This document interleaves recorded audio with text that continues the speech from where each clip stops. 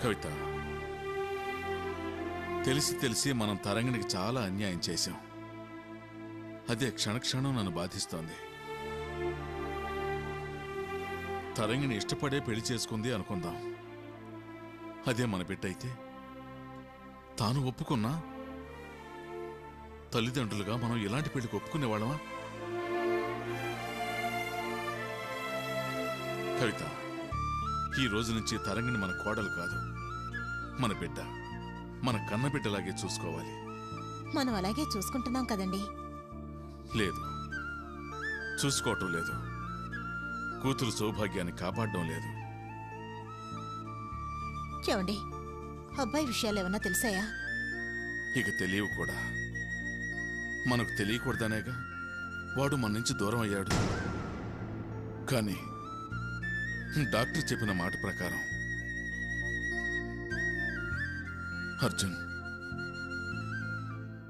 అర్జున్ ఇంతకాలం బతికుండడు కవిత. ఏనాడో మనం ఈ వార్తకు సిద్ధపడ్డాం. ఏడ్చి మాత్రం ఏం చేయగలం? ఇప్పుడు మనకు కావలసింది తరంగిణి జీవితాన్ని బాగు చేయటం. తప్పకుండా రండి. ఈ ఆస్తి అంతా అమ్మాయికి కదండి. పిచ్చిదానా, ఎంత ఆస్తున్నా ఇంత చిన్న వయసులో తోడు లేకుండా, కనీసం కన్నబిడ్డ కూడా లేకుండా ఇంకా మూడొంతుల జీవితాన్ని ఎలా గడపగలదే? అదే నిజమేనండి. కానీ ఎలా? మనం మనస్ఫూర్తిగా తరంగిణి జీవితాన్ని బాగు చేయాలి అనుకుంటే తప్పకుండా మళ్ళీ తరంగిణి జీవితం బాగుపడుతుంది. నేను కోరుకునేది అదే కదండి. తరంగిణి ఇంటి పేరు మన ఇంటి పేరయింది. మన బిడ్డగా ఆనాడే మారింది. అంటే తరంగిణికున్న ఈ ఇంటి పేరు మారితే గాని తరంగిణి జీవితం బాగుపడదు. మీరేమంటున్నారో నాకేమీ అర్థం కావడం లేదండి. తరంగిణి మనం దత్తత తీసుకుందాం. ఆ పిల్లను మంచి సంస్కారం గలవాడికిచ్చి కాళ్ళు గడిగి మనమే కన్యాదానం చేద్దాం. ఇదొక్కటే తరంగిణికి మనం చేయగల న్యాయం. ఏమండి, మరి ఈ లోకం? మర్చిపో. లోకాన్ని, ప్రపంచాన్ని మర్చిపో. మనం తరంగిణికి న్యాయం చేయాలి. కట్టు బొట్టు సాంప్రదాయాలు ఇవేవి ఆమె జీవితాన్ని కాపాడలేవు. నాకేమీ అభ్యంతరం లేదండి. కానీ తరంగిణి ఒప్పుకుంటుందంటారా? తరంగిణిని ఒప్పించాలి. అది మన బాధ్యతే. అంతకు ముందుగా ఒక మంచి వరుణ్ణి వెతకాలి. ఇవాళ నుంచి అదే పనిలో ఉంటాను.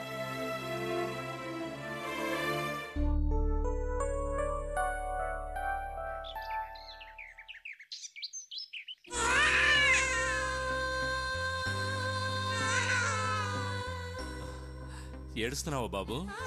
ఏడవకరా, ఇదిగో వస్తున్నాను.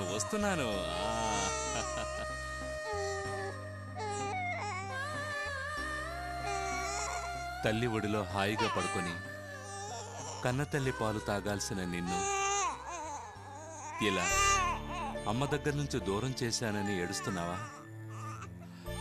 క్షమించు బాబు.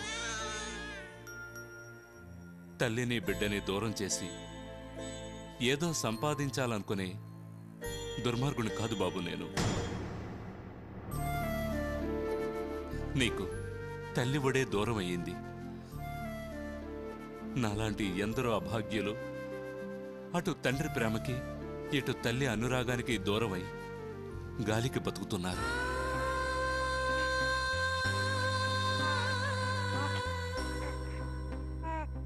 మమ్మల్ని అందరినీ గాలికి పుట్టిన జాతిగా ఈ సమాజం చిన్నప్పటి నుంచి ఎగతాళి చేస్తుంటే మా చిన్ని గుండెలు ఎంతగా తల్లడిల్లిపోయాయో.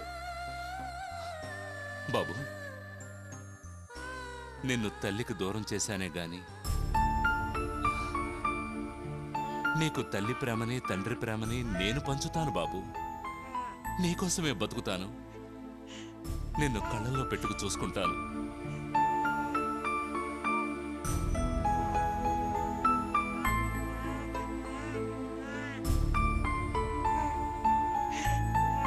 మిత్రమా, పసిబిడ్డ ఆకలి ఏడుపుకు దాసుడివై మన ఉద్యమాన్ని నీరుగారుస్తావా?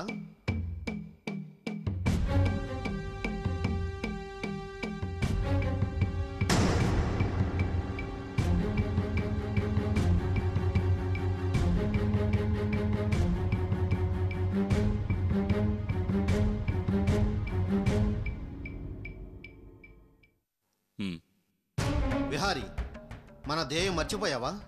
మనలాంటి కుత్తి సంతానాన్ని ఈ ప్రపంచం మీద వదిలేసిన దుర్మార్గుల కుటుంబాల్ని అల్లకొల్లోలం చేయాలి. మనకంటే దయనీయ పరిస్థితుల్లో వాళ్ళ వారసులు వదిలేయాలి. పొరపాటు పడ్డావు సిద్ధార్థ. అక్కయ్య ఆశయం అది కాదు. వాళ్ళ వారసుని వాళ్ళ నుంచి దూరం చేయాలి. వాళ్ళని బజారు బిడ్డలుగా తల్లెవరో తండ్రెవరో తెలియకుండా పెరగనివ్వాలి.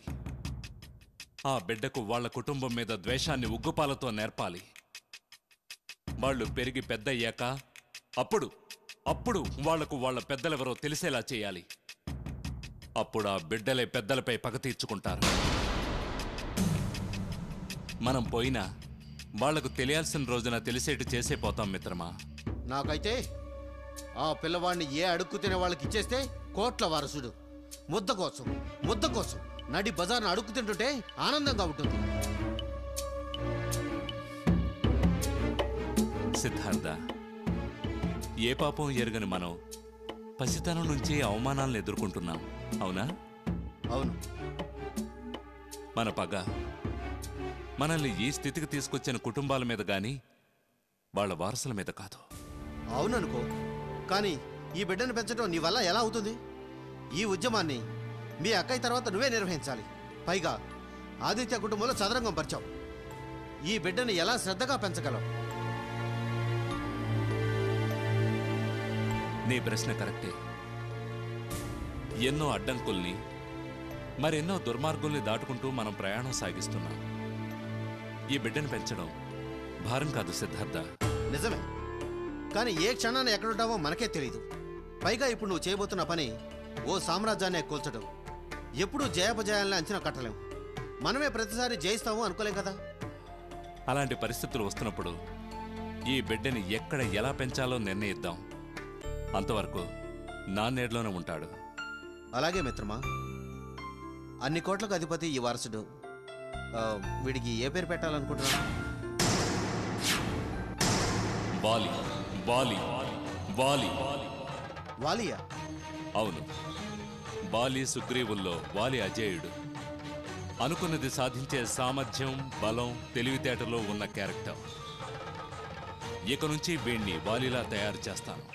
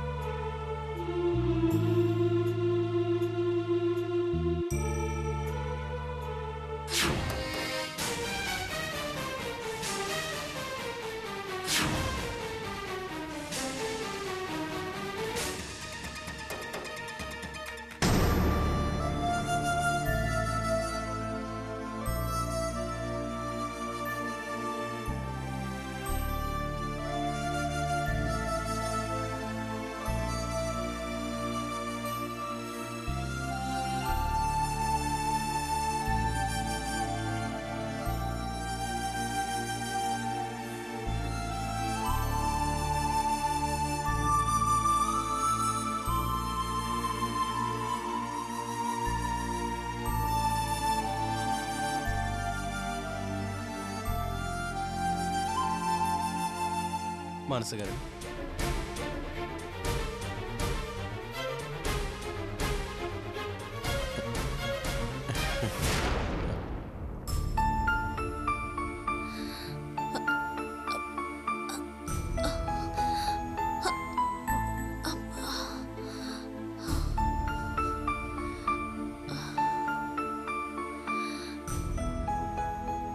గాయం బాధగా ఉందా మానస గారు?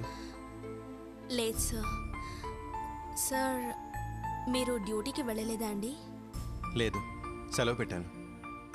నాకేం కాదు, నేను బాగానే ఉన్నాను. మీరు డ్యూటీకి వెళ్ళరండి. ఉద్యోగానికి సెలవు పెట్టగలం కానీ బాధ్యతలకు సెలవు పెట్టలేంగా మనసు గారు.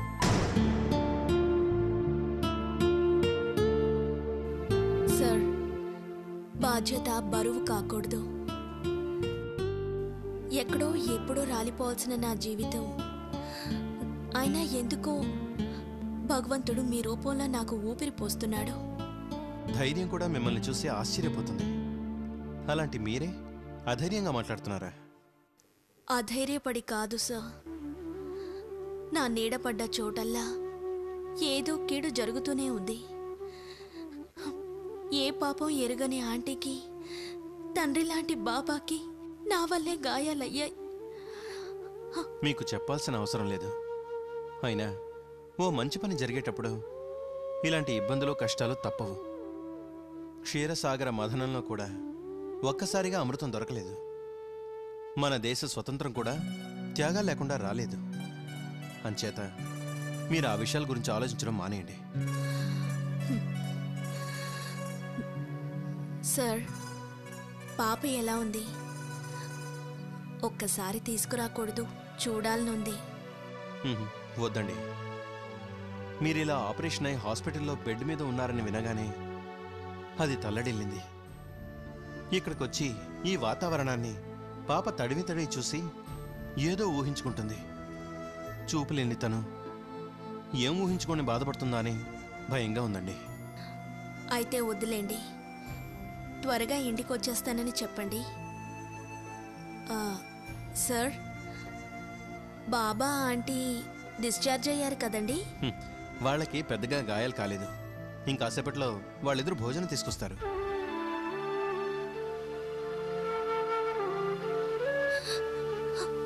సార్, ఎంతమంది నా కోసం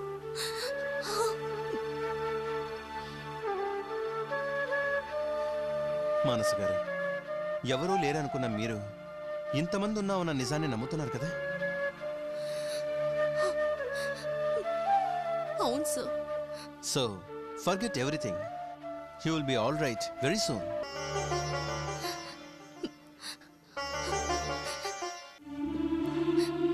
thank you sir, thank you. Sir, పెద్ద డాక్టర్ గారు రౌండ్స్కి వస్తున్నారు, ప్లీజ్. వస్తానండి.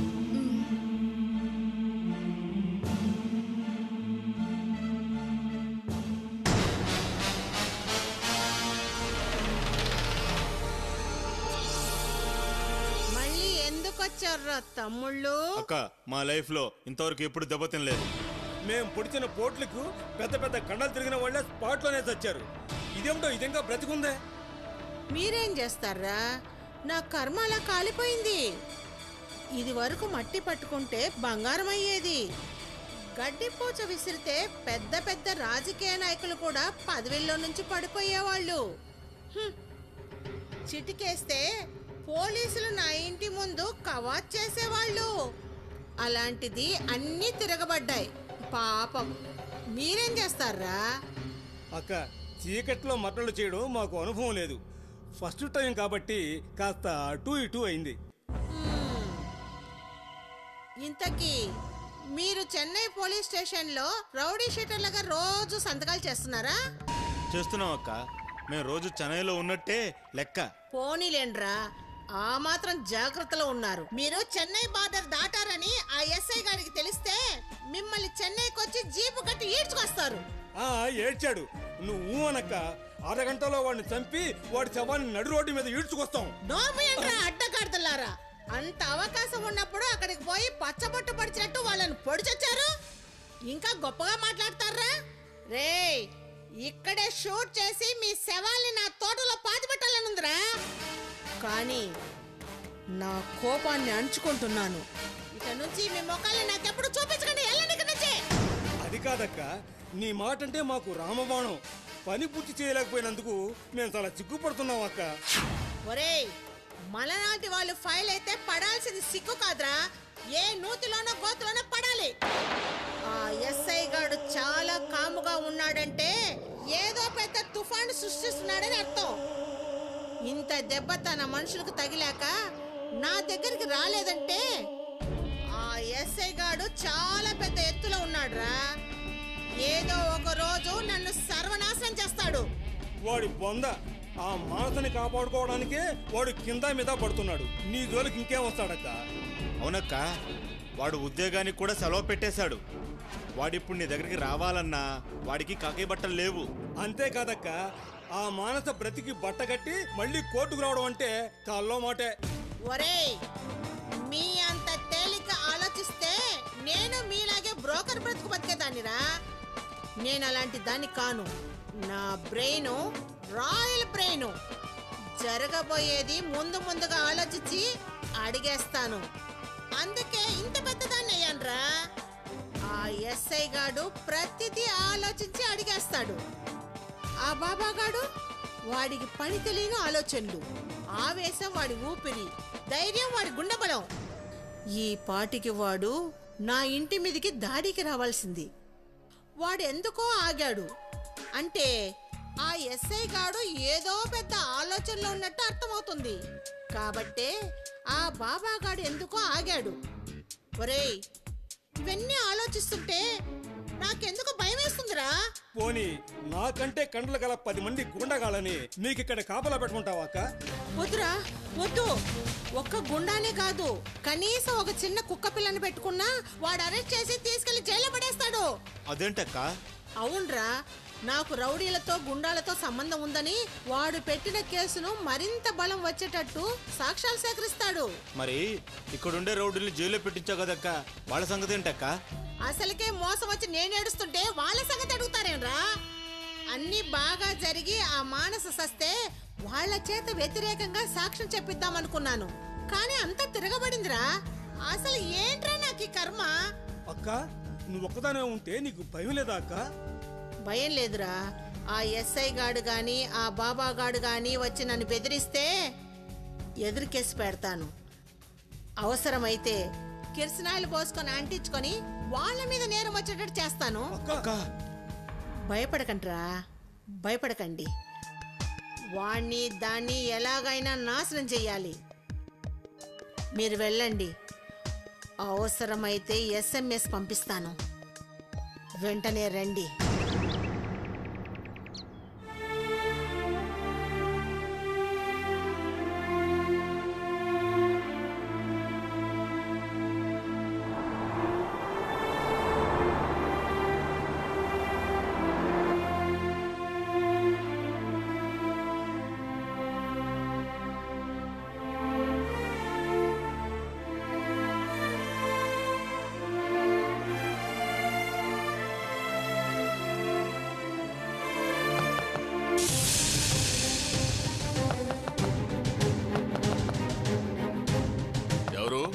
తలుపు తీసే ఉంది.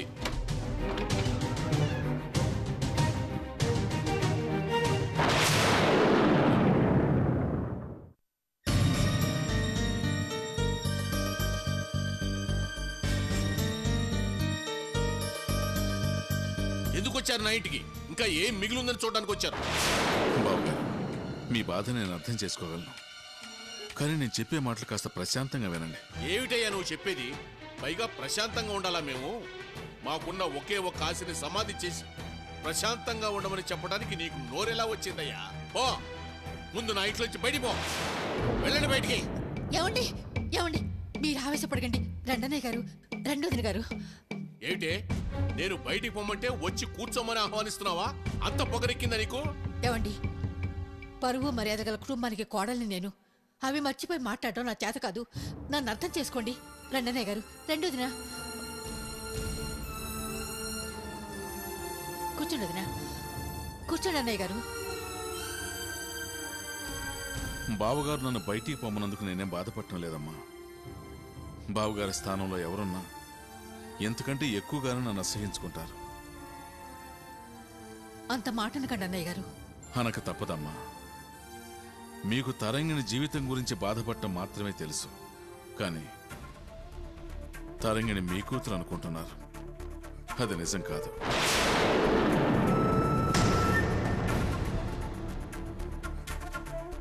అవునమ్మా, ఏనాడైతే తరంగిణి నా బిడ్డ విషయం తెలిసి కూడా వాణ్ణి పెళ్లి చేసుకోవడానికి మనస్ఫూర్తిగా అంగీకరించిందో ఆనాడే తరంగిణి మా కూతురు అనుకున్నాం. మనస వాచ కర్మణ త్రికరణ శుద్ధిగా నేను నా భార్య అదే నిర్ణయంతో మీ అమ్మాయిని మా ఇంటి కోడలుగా చేసుకున్నాం. మేం బ్రతికే ఉన్నాగా. మాతో ఒక్క మాట చెప్తే ఈ పెళ్లి జరగదేమోనని తెలిసే చెప్పలేదా?